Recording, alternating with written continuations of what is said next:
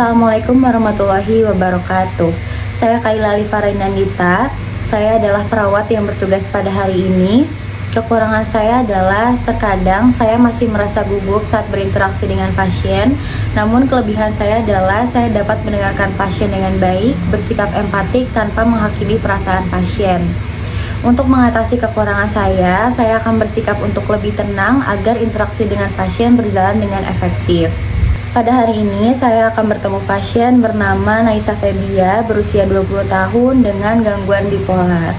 Berdasarkan kondisi tersebut, saya akan membangun hubungan saling percaya melalui komunikasi terapeutik dan juga mengkaji perasaan emosionalnya, pola tidurnya, kepatuhan minum obat, serta tanda-tanda awal kekambuhan.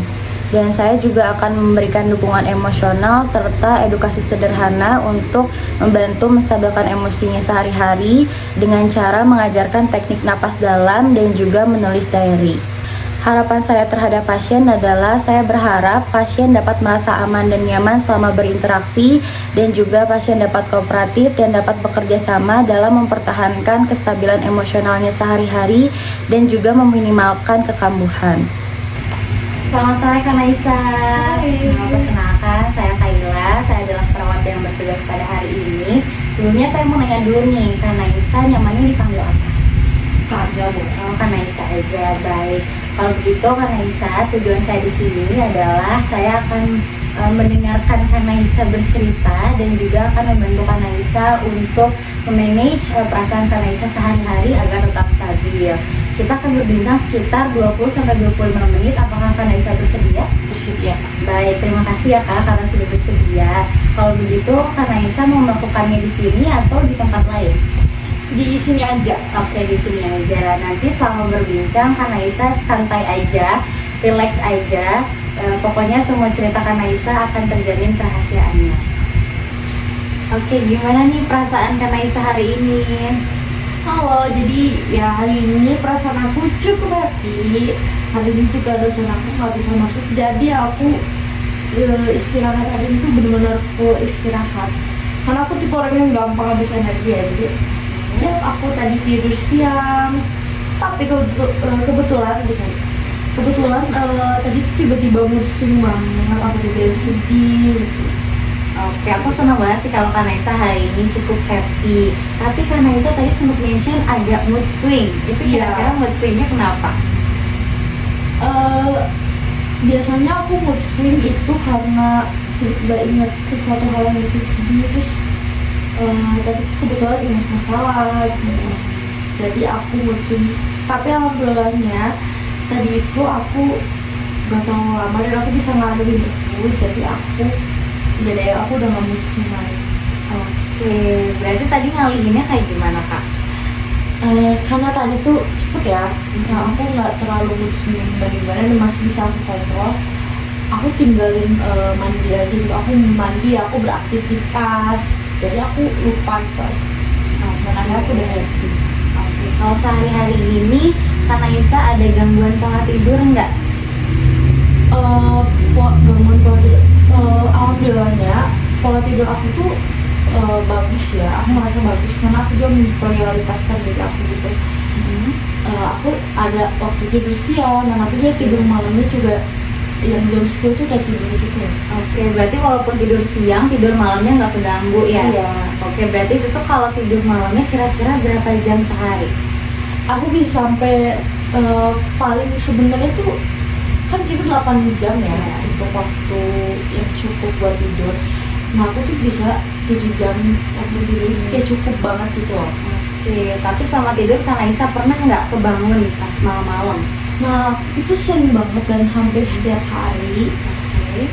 Dan aku juga agak keganggu ya, cuma oke lah gitu, masih seger lah pagi. Oke, itu tuh biasanya kalau bangun tuh ngapain dan gara-gara apa? Aku nggak tahu, dan itu tuh sering banget tiba-tiba aku bangun aja gitu. Ya paling kalau misalkan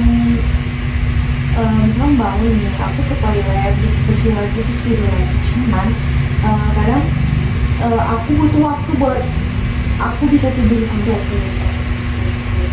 Oke Kak Naisa, sekarang aku mau tanya nih, Kak Naisa masih rutin minum obat dari psikiater apa gimana? Sekarang tuh aku udah nggak minum obat ya. Aku sekarang kuliah di Bandung dan waktu itu pengobatan aku sesuai domisili aku yaitu di Cianjur. Jadi aku nggak bisa lanjut lanjut pengobatan itu lagi. Jadi ini tuh berhenti sendiri gitu loh, kan biasanya nggak boleh, cuma ya mana kepaksa juga kan. Tapi pas Kanaisa berhenti pengobatan, ada perubahan yang spesifik nggak? Mau dari fisik ataupun secara emosionalnya? Berhenti ya, banyak banget. Aku waktu awal minum obat itu, aku cerita sedikit ya. Aku waktu awal minum obat itu berat badan aku naik drastis yang bener-bener muka aku sampai bulet banget dan sampai komen sama semua aku kayak mukanya bulet banget gitu. Terus selama pengobatan juga aku ngantukan banget, tapi setelah selesai pengobatan aku berat badannya agak turun.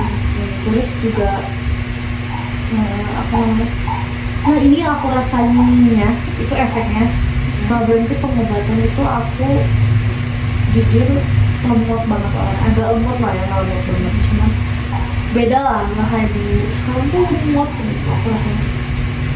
Berarti Kanaisa merasa lebih baik saat mengonsumsi obat atau setelah berhenti? Mungkin karena aku berhenti sendiri ya, jadi aku merasa setelah berhenti minum obat itu nggak lebih baik, malah aku merasa aku lebih baik saat minum obat. Cuman ya plus minus ya, karena aku sebagai perempuan juga pasti mikirin postur tubuh yang kayak aku tuh, berat badan aku juga lagi naik banget. Tapi selama Kanaisa berhenti pengobatan, ada nggak sih kayak misalkan Kanaisa jadi lebih sering mood swing atau tiba-tiba panic attack gitu? Jadi itu yang aku rasain. Kalau nggak salah tuh bahasa relapse ya. Nah itu sekarang sering banget terjadi, dan setiap ada masalah tuh aku jadi susah banget nyelesain karena aku juga harus perang sama diri aku sendiri kan. Belum mood swingnya, terus kita merasa panik, padahal masalah itu nggak harus dipanikin, cuma aku tuh rentan banget kenapa itu. Nah biasanya kalau misalkan Kanaisa kena panic attack, Kanaisa itu biasanya ngapain? Kalau misalkan aku kena panic attack, kalau aku lagi nggak ada kegiatan, aku bisa kontrol diri putusnya. Tapi kan kalau panic attack itu jarang terjadi ya kalau di rumah, kecuali kita emang lagi nggak teman-teman atau dengan masalah baru. Tapi kalau lagi beraktivitas itu aku biasanya izin ke toilet, kayak misalnya aku lagi ada kerjaan atau lagi di kampus, itu aku izin ke toilet 5 menit lah maksimal. Aku harus udah bisa tenangin diri aku. Jadi kalau misalkan Kanaisa sering panic attack, aku mau mengajarkan Kanaisa sebuah teknik untuk Kanaisa tuh lebih tenang lagi. Jadi aku bakalan mengajarkan Kanaisa tentang teknik napas dalam. Itu namanya teknik napas dalam 478. Jadi 4 detik untuk tarik nafas, 7 detik untuk ditahan, dan 8 detik untuk dihembuskan. Gitu. Nanti saya akan ajarkan Kanaisa terlebih dahulu, nanti kita lakukan secara bersamaan. Oke. Jadi yang pertama kita tarik nafas selama 4 detik, ditahan selama 7 detik, lalu dihembuskan selama 8 detik gitu. Apakah Kanaisa bersedia untuk melakukannya bersama saya? Oke. Jadi kita tarik nafas selama 4 detik. Kanaisa boleh perhatikan tangan saya ya. Oke. Tarik nafas, ditahan,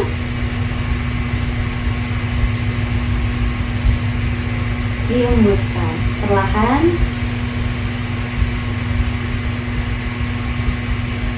Baik, boleh nggak Kanaisa coba ulang lagi teknik yang sudah saya ajar? Ulang ya. Oke, baik.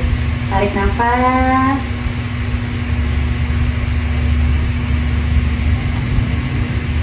tahan,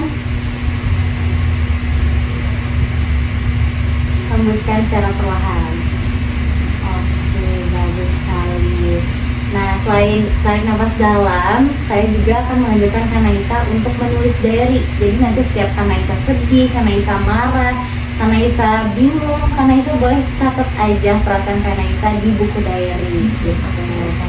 Oke. Jadi kan saya sudah mengajarkan Kak Naisa cara teknik nafas dalam dan juga nulis di diary. Nah, setelah kita berbincang tadi, gimana nih perasaan Kak Naisa setelah kita berbincang? Jujur aku ngerasa seneng banget bisa berbicara bareng Kak Kayla, karena kayak itu suatu hal yang wow, jarang banget kan. Aku happy, seneng sih bisa. Oke, aku seneng banget kalau misalkan Kak Naisa juga merasa senang. Tapi sebelum itu boleh nggak Kak Naisa lakukan kembali tadi teknik nafas dalam yang sudah aku ajarkan? Boleh. Boleh dicoba lagi. Oke, tarik nafas, ditahan sampai 7 detik. Boleh dihembuskan secara perlahan 8 detik. Oke, baik, bagus sekali. Tadi selain teknik nafas dalam, saya mengajarkan Kak Naisa untuk apa lagi? Jadi aku disaranin buat nulis diary ketika aku mungkin lagi nggak tenang mainnya bahasa. Iya, betul. Nanti kalau di rumah Kak Naisa bisa melakukan teknik nafas dalam selama 3 kali. Jadi nanti pagi, siang, sama malam. Pagi saat Kak Naisa mau memulai aktivitas, selagi afirmasi positif juga untuk memulai hari. Nanti siang pas Kak Naisa lagi capek-capeknya, lagi suntuk, boleh tuh Kak Naisa melakukan teknik nafas dalam. Terus juga pas malam, pas mau tidur, jadi biar Kak Naisa itu dapat kualitas tidur yang lebih baik kayak gitu.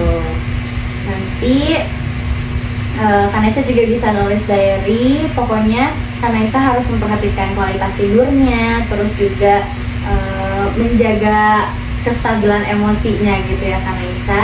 Oke, baik kalau begitu. Terima kasih ya Kak Naisa karena sudah berbincang dengan sangat baik. Pokoknya semua cerita Kak Naisa dijaga kerahasiaannya untuk menjaga dan juga melihat perkembangan emosional Kak Naisa. Kira-kira untuk pertemuan selanjutnya Kak Naisa mau di hari apa dan juga di jam berapa? Boleh ya Kak, di hari Selasa aja di jam 2. Oke, hari Selasa jam 2 nanti kita bertemu lagi ya Kak. Semoga Kak Naisa happy terus, sehat selalu, sampai bertemu nanti hari Selasa. Terima kasih. Terima kasih.